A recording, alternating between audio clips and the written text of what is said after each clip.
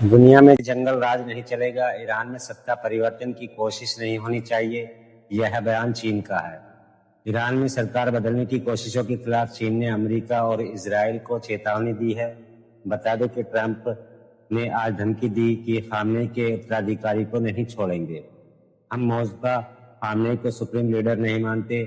ऐसे मुश्किल वक्त में ईरान के बचाव में अब चीन सामने आया है।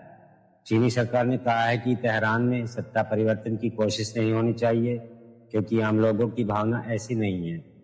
चीन का यह कड़ा बयान ऐसे वक्त में आया जब अमेरिका और इजराइल की ओर से ईरान में भीषण हमले हो रहे हैं। अमेरिकी और इजरायली नेताओं ने तेहरान में शासन गिराने से लेकर ईरान को बांटने तक की बातें कही। चीन ने नाम लिए बिना अमेरिका की कोशिशों को जंगलराज कहा है। आपको याद हो तो खामनेई के बेटे मुस्तफा को ट्रंप ने नया सुप्रीम लीडर मानने से साफ इनकार, धमकी दी कि जिन लोगों ने नया सुप्रीम लीडर बनाया है उन्हें नहीं छोड़ा जाएगा। यहाँ तक कहा कि खामनेई के उत्तराधिकारी को हम नहीं छोड़ेंगे और बिना अमेरिका की सहमति के किसी को ईरान का सुप्रीम लीडर नहीं बनाया जा सकता। यह वह धमकी थी जो ट्रंप ने दी, और यह सब चल ही रहा था कि चीन ईरान के बचाव में कूद पड़ा। चीन ने इजराइल और अमेरिका को चेताया है। चीन के विदेश मंत्री वांग ने रविवार को बीजिंग में कहा कि क्रांति की साजिश रचने या सरकार बदलने की मांग करने वालों के लिए ईरान में कोई पॉपुलर सपोर्ट नहीं है।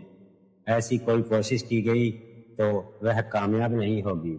इसमें खासतौर से किसी और देश को दखल कतई नहीं देना चाहिए, क्योंकि यह ईरान की संप्रभुता के खिलाफ है। वांग ने अपने बयान में यह कहा कि ईरान, अरब और दुनिया के सभी देशों की आज़ादी का सम्मान किया जाना चाहिए और मिलिट्री ऑपरेशन तुरंत रोका जाए। यह एक ऐसी लड़ाई है कि जो नहीं होनी चाहिए थी और इससे किसी का कोई भला नहीं होगा।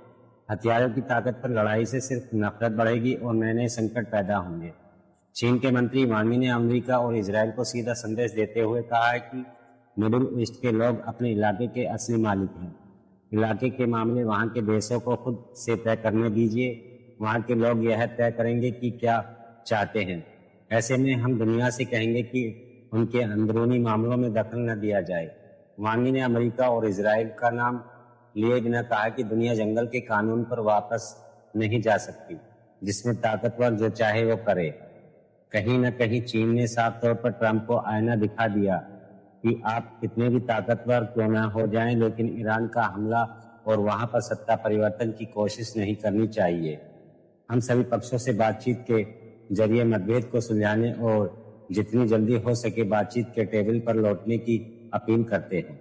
चीन ने कहा कि शांति बहाली के लिए काम करने के लिए वह भी तैयार है। अमेरिका और इजराइल के ईरान पर खतरनाक हमले के बाद चीन उन देशों में शामिल है जिन्होंने इस अटैक की कड़ी आलोचना की है।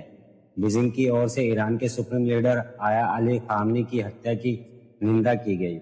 इसके बाद तेहरान में भीषण बमबारी पर भी ईरान की ओर से कड़ा ऐतराज जताया गया, और उसी बीच अब चीन ने साफ कर दिया है कि यह जंगल राज दुनिया में वापस नहीं आ सकता। आप किसी भी देश में अपने ताकत के दम पर सत्ता परिवर्तन नहीं कर सकते।